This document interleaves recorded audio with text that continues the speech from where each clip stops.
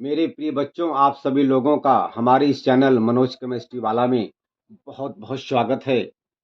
आज हम लोग यहाँ से इस वीडियो से कक्षा 9 का जो केमिस्ट्री है, जो रसायन विज्ञान है, उसका पहला चैप्टर हम लोग यहाँ पर शुरू करेंगे, पढ़ेंगे। ठीक है। हम लोग इसके पिछले वीडियो में सभी कक्षा 9 के सभी भौतिक विज्ञान के चैप्टर का हमने अध्ययन कर लिया है। आज हम लोग यहाँ पर कक्षा 9 के विज्ञान में जो आपका रसायन विज्ञान का टॉपिक है, जो चैप्टर है, आज हम लोग यहां से शुभारंभ करेंगे। ठीक है।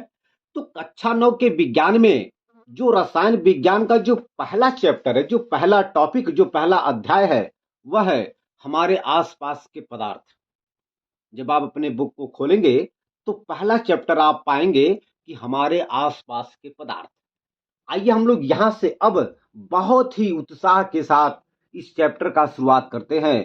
कहने का मतलब ये हुआ कि केमिस्ट्री का, रसायन विज्ञान का पहला चैप्टर हम लोग यहां से स्टार्ट करते हैं।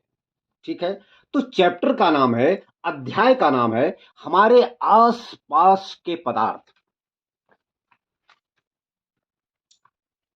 हमारे आसपास के पदार्थ, हमारे आस पास के पदार्थ, ये केमिस्ट्री का, रसायन विज्ञान का पहला चैप्टर है। ये अध्याय फर्स्ट हम कह सकते हैं, अध्याय पहला है। ओके, ये ठीक है ना। आइए हम लोग यहां पर ये जानते हैं कि पदार्थ क्या होता है। पदार्थ, शुरुआत करते हैं पदार्थ से। ठीक है ना। देखिए, हम लोग थ्योरी के साथ साथ परिभाषा को भी जानने का प्रयास करेंगे, क्योंकि जब परीक्षा में परिभाषा पूछा जाता है तो हम लोग तो थ्योरी जानते हैं, लेकिन परिभाषा के बारे में हम लोग नहीं जानते हैं, इसलिए हमारा नंबर कम आता है। तो हम लोग यहाँ पर थ्योरी के साथ साथ सारे टॉपिक का हम लोग परिभाषा को जानने का प्रयास करेंगे, लेकिन परिभाषा को हम लोग जो है ट्रिक के अनुसार, यानी कि हम लोग पहले उस ट्रिक को समझेंगे, उस बात को समझेंगे, और उस बात के आधार पर हम लोग परिभाषा को बताएंगे। किसी भी टॉपिक के परिभाषा को हम लोग बताएंगे, लिखेंगे। आइए हम लोग यहाँ पर सबसे पहले ये जानते हैं कि पदार्थ, मैटर क्या होता है। पदार्थ, देखिए, पदार्थ को द्रव्य भी कहा जाता है। द्रव्य और पदार्थ एक ही चीज होता है। ठीक है मेरे प्यारे बच्चों। चलिए हम लोग यहां पर लिख सकते हैं द्रव्य, या इसी को हम लोग पदार्थ भी कहते हैं। और द्रव्य या पदार्थ की जो इंग्लिश होती है वह होती है मैटर, MATTER। ओके, चलिए आइए हम लोग यहां पर जानते हैं कि पदार्थ क्या होता है।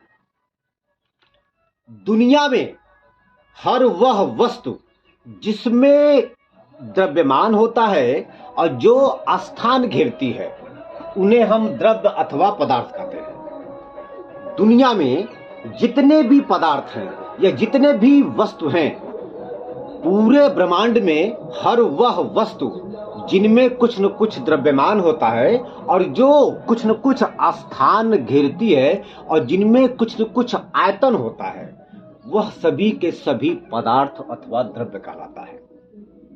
ठीक है। जैसे आपका ये मार्कर है, इस मार्कर का कुछ न कुछ द्रव्यमान है, और इस मार्कर, यह मार्कर जो है कुछ न कुछ स्थान घेर रही है, और इस मार्कर का कुछ न कुछ आयतन है। तो ये आपका जो मार्कर है एक प्रकार का पदार्थ हो गया, द्रव्य हो गया। ये जो आपका व्हाइट बोर्ड है, इस व्हाइट बोर्ड का कुछ न कुछ द्रव्यमान है, और यह व्हाइट बोर्ड कुछ न कुछ स्थान घेर रही है, तो यह भी एक प्रकार का पदार्थ है। आप जिस लैपटॉप से, आप जिस फोन से इस हमारे वीडियो को देख रहे हैं, पढ़ रहे हैं, उस लैपटॉप का, उस फोन का कुछ न कुछ द्रव्यमान है, और वह लैपटॉप या फोन कुछ न कुछ स्थान घेर रही है, तो हम लोग लैपटॉप को और फोन को हम लोग पदार्थ कर सकते हैं।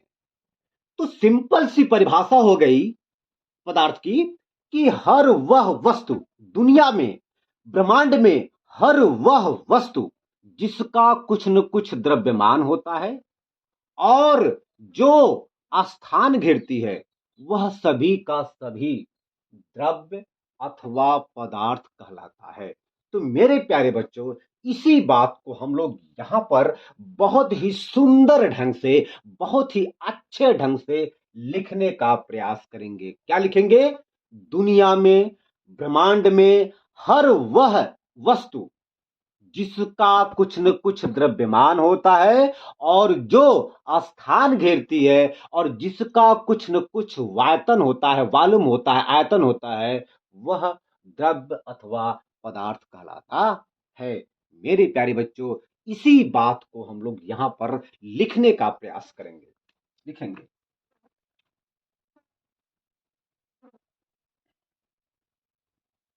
हर वह वस्तु जिसका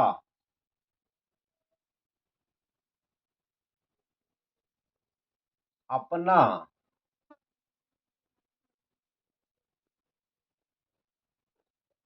द्रव्यमान होता है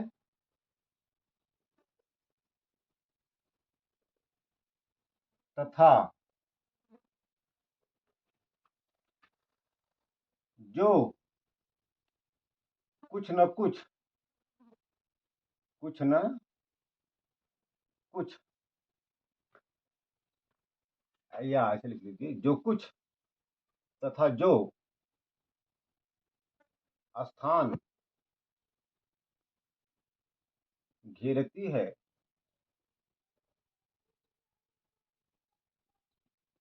तथा जिसका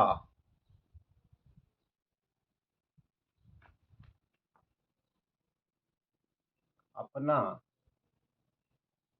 छोड़िए, तथा जो स्थान घेरती है उसे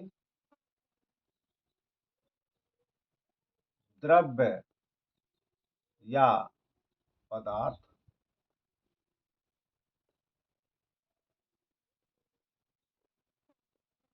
कहते। ओके, द्रव्य या पदार्थ कहते हैं। ओके, अब हम लोग यहां पर देख रहे हैं कि इस ब्रह्मांड में तमाम प्रकार के गैस हैं, तमाम प्रकार की वस्तुएं हैं।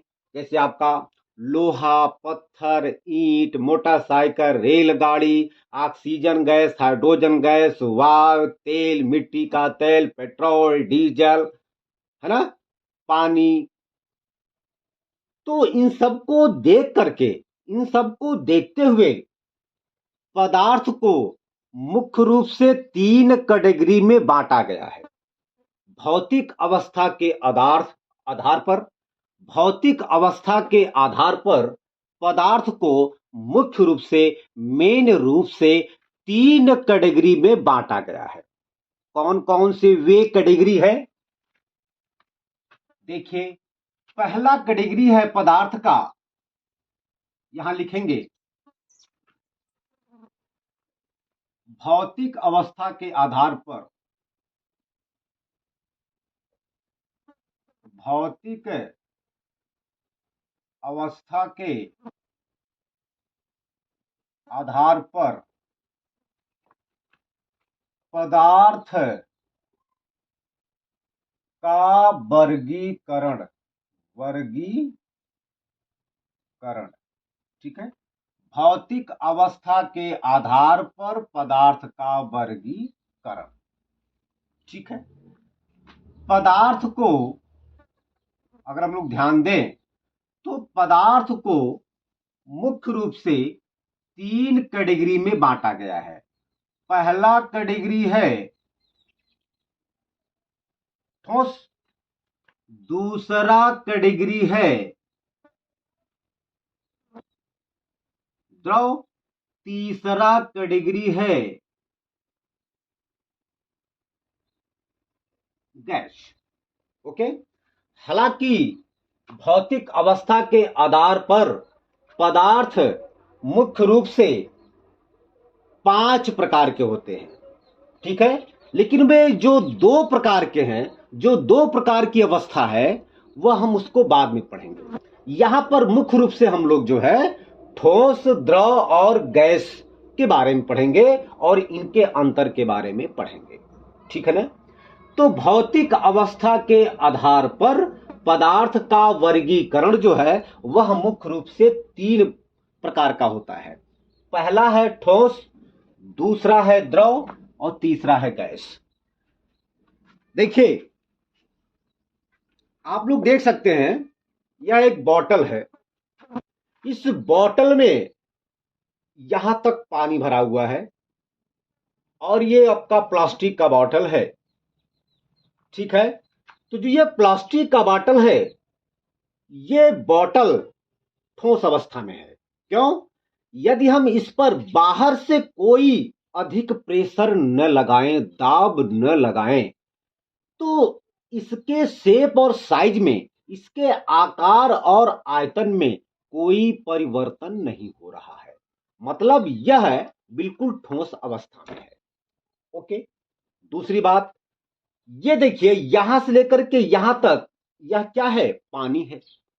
और इस पानी को हम लोग कहेंगे द्रव। आप देख सकते हैं कि यह पानी हिल डुल सकता है, इधर उधर हिल डुल सकता है।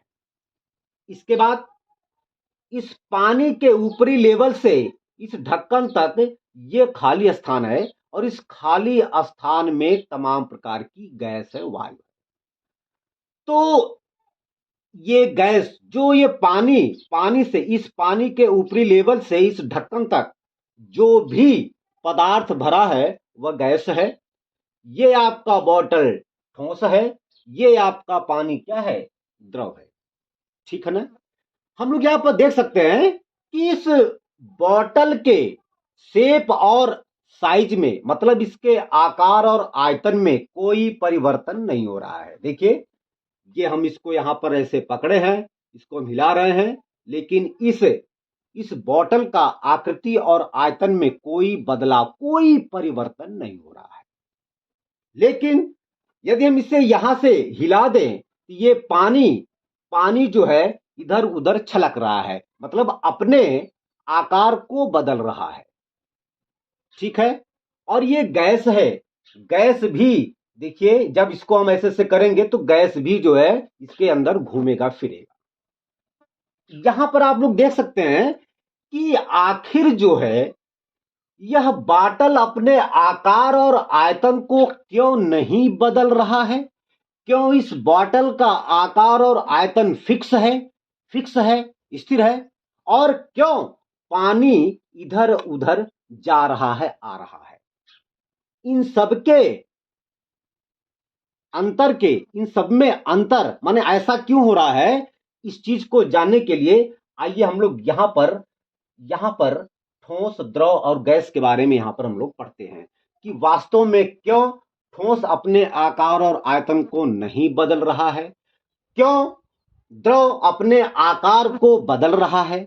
इन सब में क्या रीजन है, क्यों ऐसा हो रहा है? इन सबको जानने के लिए आइए हम लोग यहां पर ठोस, द्रव और गैस में अंतर को समझते हैं और पढ़ते हैं। आइए देखा जाए। मान लीजिए कि ठोस के रूप में मेरे पास कोई एक लकड़ी का ब्लॉक है। ये लकड़ी का ब्लॉक है, बिल्कुल।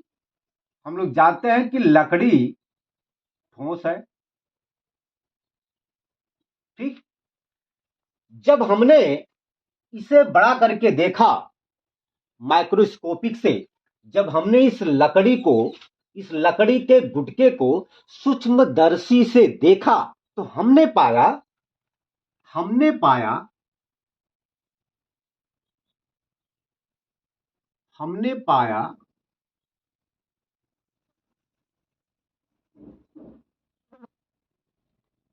कि इस लकड़ी में जो भी कण हैं, जो भी मॉलिक्यूल्स हैं, वह आपस में चिपके रहते हैं।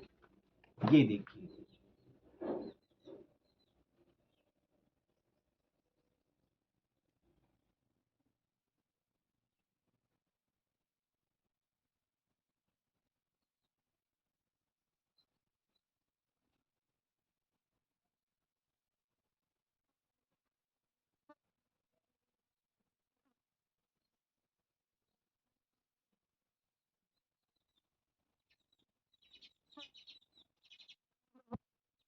ये हम लोग देख सकते हैं।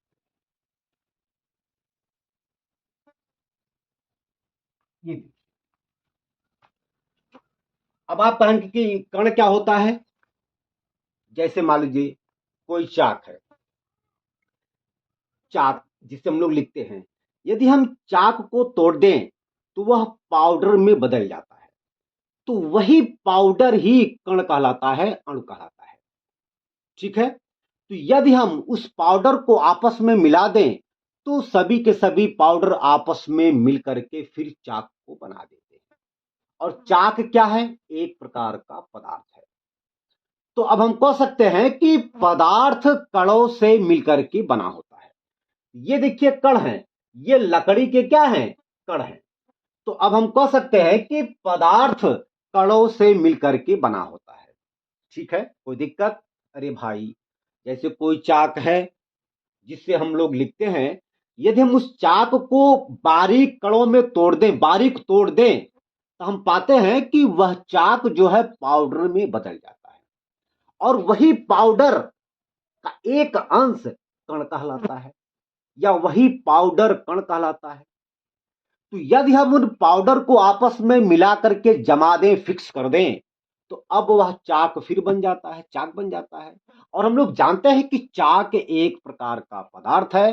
तो अब हम कह सकते हैं कि सभी के सभी पदार्थ कणों से मिलकर के बने होते हैं।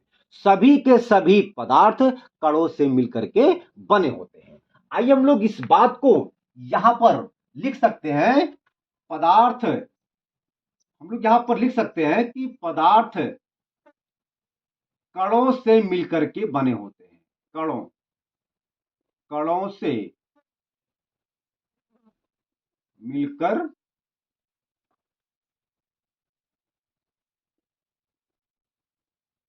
बने होते हैं। ओके, अच्छा। तो हमने यहां पर एक जो है लकड़ी का गुटका लिया, ब्लॉक लिया।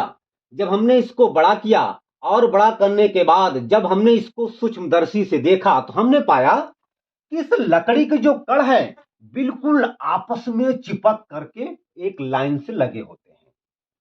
देखिए, ये लकड़ी का कण इस कण से बिल्कुल चिपका है, ये लकड़ी का कण इस कण से चिपका है, ये लकड़ी का कण इस कण से चिपका है, और यह कण इस कण से चिपका है, यह कण इस कण से, इस कण से, इस कण से चिपका है, यह कण इस कण से, इस कण से, इस कण से। मतलब प्रत्येक लकड़ी का कण जो है वह प्रत्येक कणों से आपस में क्या है? चिपके हैं। ठीक है, अच्छा। अगर हम बात करें द्रव की, मान लेते हैं ये पानी है। ये क्या है? पानी है। क्या बेटा? ये पानी है, जिसको हम लोग पी करके बड़े हुए हैं। ठीक है, ये आपका पानी।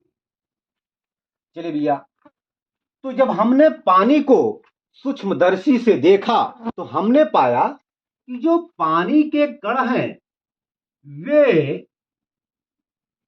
कुछ दूरी पर, आपस में कुछ दूरी पर स्थित होते हैं। ये देख सकते हैं।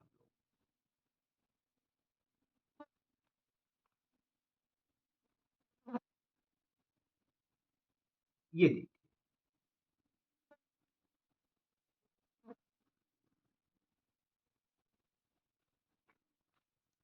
ठीक है। जब हमने पानी को सूक्ष्मदर्शी से देखा, तो हमने पाया कि पानी के जो मॉलिक्यूल्स, जो कण हैं, वे ठोस की अपेक्षा थोड़ा दूर दूर होते हैं। अच्छा, अगर हम बात करें गैस की, हम मान लेते हैं कि वायु है। वायु आपका एक प्रकार की गैस है। तो जब हमने वायु को सूक्ष्मदर्शी से देखा, तो हमने पाया कि वायु के कण बहुत दूर दूर हैं, बहुत दूर दूर हैं, बहुत दूर दूर हैं। ये हमने पाया। ठीक है, अच्छा। वास्तव में होता क्या है कि ठोस के जो कण होते हैं वे एक दूसरे पर बहुत मजबूत आकर्षण बल आरोपित करते हैं। ये और ये कण देखिए आपस में स्ट्रांग मजबूत आकर्षण बल से अपनी तरफ चिपके होते हैं, आकर्षित होते हैं, एक दूसरे को आकर्षित करते हैं। ये देखिए, ठोस के कण एक दूसरे को बहुत स्ट्रांग, बहुत मजबूत आकर्षण बल से अपनी तरफ आकर्षित करते हैं एक दूसरे को। यह इसको आकर्षित करता है और यह कण इसको आकर्षित करता है, यानी कि प्रत्येक कण एक दूसरे को ठोस के कण एक दूसरे को बहुत मजबूत, बहुत स्ट्रांग आकर्षण बल से एक दूसरे को आकर्षित करते हैं। इसीलिए इन दो कणों के बीच बिल्कुल ना के बराबर स्थान होता है। आप देख सकते हैं कि प्रत्येक दो कणों के बीच जो स्थान है वह बिल्कुल ना के बराबर है। अगर हम इसकी बात करें तो पानी के जो कण हैं, आप देख सकते हैं कि इन पानी के प्रत्येक कणों के बीच में खाली स्थान है, यानी कि इनके बीच कुछ दूरी है। इसका मतलब यह हुआ कि पानी के या द्रव के, भाई चूंकि पानी क्या है, द्रव है, तो द्रव के कणों के बीच जो आकर्षण बल लगता है वह आकर्षण बल ठोस की अपेक्षा कम लगता है। देखिए, ये इसको ऐसे खींचेगा और ये ऐसे खींचेगा, यानी कि पानी के मतलब द्रव के कणों के बीच जो आकर्षण बल लगता है वह आकर्षण बल ठोस के कणों के आकर्षण बल से वीक होता है, कमजोर होता है। इसीलिए द्रव के कणों के बीच में खाली स्थान पाया जाता है। अगर हम गैस की बात करें तो आप लोग देख सकते हैं कि गैस के कण बहुत दूर दूर हैं। इसका मतलब यह हुआ कि गैस के कणों के बीच कोई आकर्षण बल काम नहीं करता है, या हम कह सकते हैं कि बिल्कुल ना के बराबर गैस के कणों के बीच आकर्षण बल लगता है। एक चीज, पदार्थ की भाषा में आकर्षण बल को हम लोग अंतरा आणविक बल कहते हैं। देखिए भैया, अंतरा, यहां पर दो शब्द है, अंतरा आणविक, अंतरा आणविक बल, और इसी अंतरा आणविक बल को हम लोग जो है आकर्षण बल का, मतलब जो आकर्षण बल लगता है उसी आकर्षण बल को ही पदार्थ की भाषा में या पदार्थ के संदर्भ में जो है अंतरा आणविक बल कहते हैं। पदार्थ के केस में पदार्थ के कणों के बीच, पदार्थ के कणों के बीच जो आकर्षण बल लगता है उस आकर्षण बल को अंतरा आणविक बल कहते हैं। और एक चीज और है, पदार्थ के कणों के बीच जो खाली स्थान पाए जाते हैं, जो इनके बीच खाली स्थान होता है, उस खाली स्थान को हम लोग कहते हैं अंतरा आणविक दूरी। अंतरा आणविक दूरी, अंतरा आणविक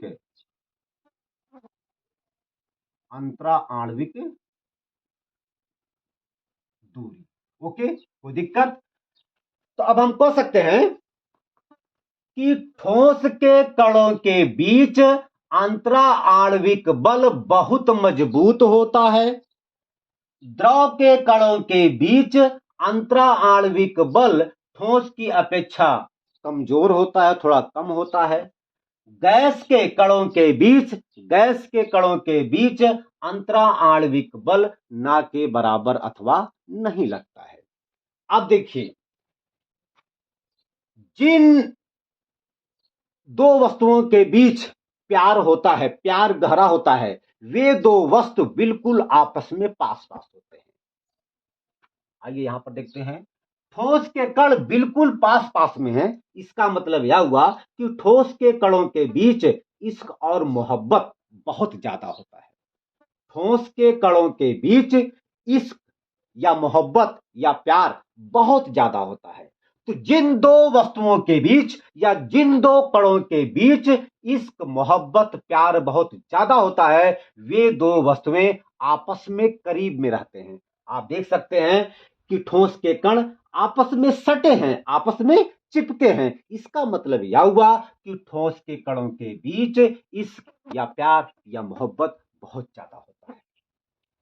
द्रव की बात करें, द्रव के कणों के बीच आप देख सकते हैं कि प्रत्येक कणों के बीच, द्रव के प्रत्येक कणों के बीच खाली स्थान है। इसका मतलब यह हुआ कि द्रव के कणों के बीच जो इश्क है, जो प्यार है, जो मोहब्बत है, वह थोड़ा कम है। इसीलिए इन दो कणों के बीच दूरी है।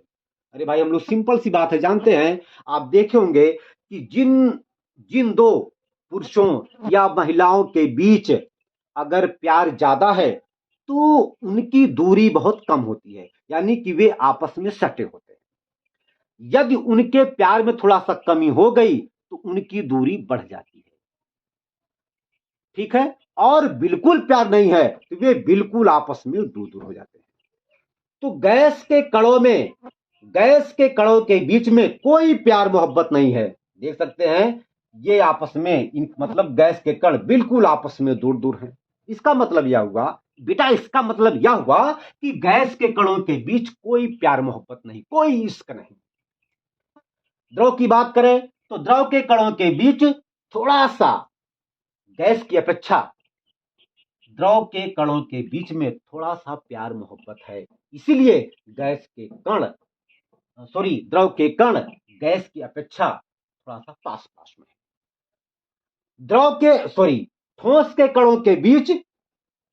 कणों के बीच, प्यार मोहब्बत इश्क बहुत ज्यादा है। इसीलिए ये कण आपस में चिपके हैं। बिल्कुल एक कण दूसरे कण से चिपका है, दूसरा कण तीसरे कण से चिपका है, तीसरा कण चौथे कण से चिपका है, चौथा कण पांचवें कण से चिपका है। यानी कि प्रत्येक कण, जितने भी कण यहां पर ठोस के हैं, वे एक दूसरे से बिल्कुल चिपके हैं। तो प्यार मोहब्बत का मतलब क्या? अंतरा आणविक बल। मेरा सिंपल सा कहने का मतलब ये हुआ कि द्रव के कणों के बीच अंतरा आणविक बल, इंटरमालिक्यूलर फोर्स, अंतरा आणविक बल बहुत ज्यादा है। इसीलिए ठोस के कण आपस में चिपके होते हैं। द्रव के कणों के बीच अंतरा आणविक बल थोड़ा सा ठोस की अपेक्षा कम होता है। इसीलिए द्रव के कणों के बीच थोड़ी सी दूरी होती है। गैस के कणों के बीच कोई अंतरा आणविक बल काम नहीं करता है, या थोड़ा सा, लगभग न के बराबर। वैसे वास्तविकता तो यह है कि गैस के कणों के बीच कोई आकर्षण बल, कोई अंतरा आणविक बल काम नहीं करता है, नहीं लगता है। इसीलिए आप देखे होंगे जहां आप गैस को निकालेंगे गैस फैल जाता है। क्यों? क्योंकि उनके कणों के बीच कोई प्यार मोहब्बत नहीं है। आप गैस को जहां भी निकालेंगे वह गैस मतलब फैल जाएगा। जैसे आपका इत्र है, इत्र, जब आप इत्र को निकालेंगे देखिए उसकी सुगंध फैल जाती है। यानी कि इत्र के मतलब गैस के कणों के बीच में कोई प्यार मोहब्बत नहीं है, वे एक दूसरे से बहुत दूर चले जाते हैं। मेरी बात आई समझ में? तो यही रीजन है ठोस क्यों अपने आकार और आयतन को नहीं बदलता? क्यों? क्योंकि ठोस के कणों के बीच अंतरा आणविक बल बहुत ज्यादा होता है। यही रीजन है। यही, जैसे आपका ये कप है, ये आपका कप है, आप देख सकते हैं इस आप कप को जब दबाएंगे इसके शेप, इसके आकार, इसके आयतन में कोई परिवर्तन नहीं हो रहा है। क्यों? क्योंकि इस कप के जो कण हैं उनके बीच अंतरा आणविक बल बहुत ही स्ट्रांग, बहुत ही मजबूत है। इसीलिए यह जो कप है अपने आकार, अपने आयतन को नहीं बदल रहा है। तो यही रीजन है, यही कारण है कि ठोस अपने आकार और अपने आयतन को नहीं बदलता। क्यों? क्योंकि ठोस के कणों के बीच अंतरा आणविक बल बहुत ही मजबूत लगता है। द्रव के जो द्रव है, पानी है, आप देख सकते हैं कि इस यदि हम इस पानी को गिलास में रख दें तो यह पानी गिलास का आकार ले लेता है। यदि हम इसी पानी को थाली में रख दें तो यह पानी थाली का आकार ले लेता है। यदि हम इस पानी को कप में रख दें तो यह पानी कप का आकार ले लेता है। कहने का मतलब यह हुआ कि पानी अपने द्रव अपने या पानी अपने आकार को बदल लेता है। क्यों?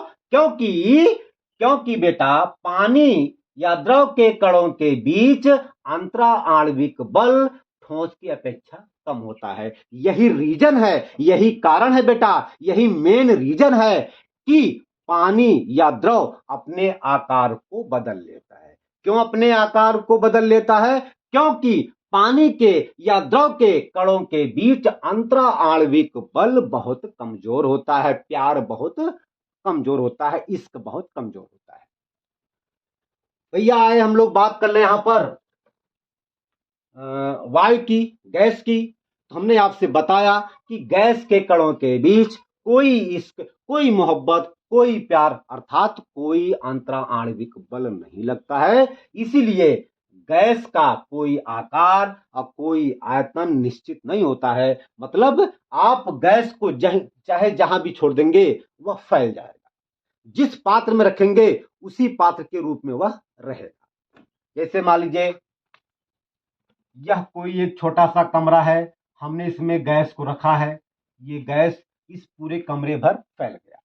यदि हम यहां से दरवाजा को खोल करके इसी गैस को बहुत बड़े कमरे में खोल दें, यह गैस पूरे कमरे भर फैल जाएगा। और यदि हम इस कमरे के दरवाजे को खोल दें और हम लोग यहाँ पर एक गोलाई में कोई स्थान है उसमें हम लोग इसको डाल दें तो यह गैस पूरे गोलाई के रूप में फैल जाएगा।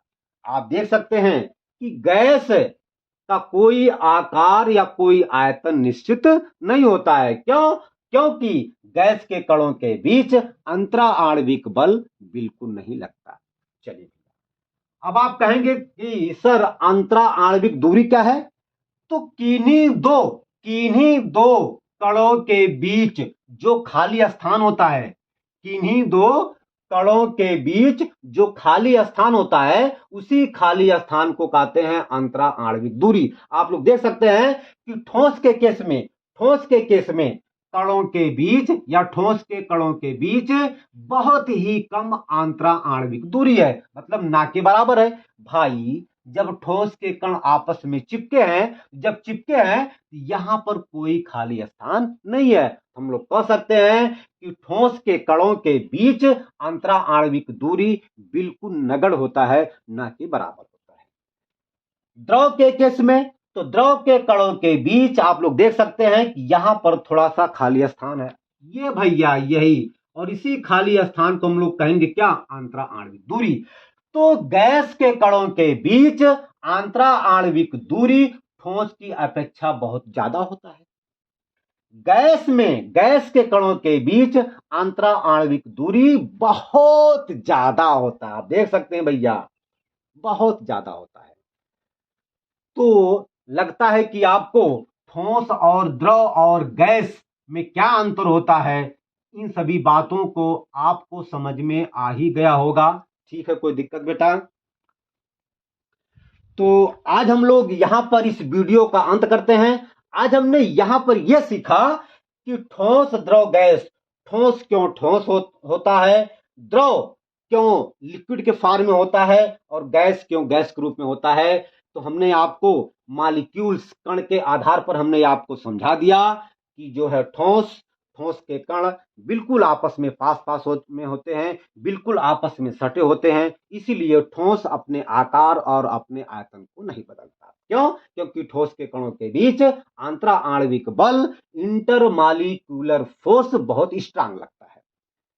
ठीक है, पानी तो अपने आकार को बदल सकता है। क्यों? क्योंकि पानी के या द्रव के कणों के बीच जो अंतरा आणविक बल है वह ठोस की अपेक्षा कम लगता है। इसीलिए द्रव अपने आकार को बदल लेता है। ठीक है ना। आप द्रव को, आप पानी को जिस बर्तन में रखेंगे, जिस पात्र में रखेंगे, उसी बर्तन या उसी पात्र का आकार ग्रहण कर लेता है। यही रीजन है। गैस की बात करें तो गैस के कणों के बीच कोई भी अंतरा आणविक बल काम नहीं करता है, नहीं लगता है। इसीलिए गैस के कण बिल्कुल फ्री होते हैं, वे एक दूसरे से बहुत दूर चले जाते हैं।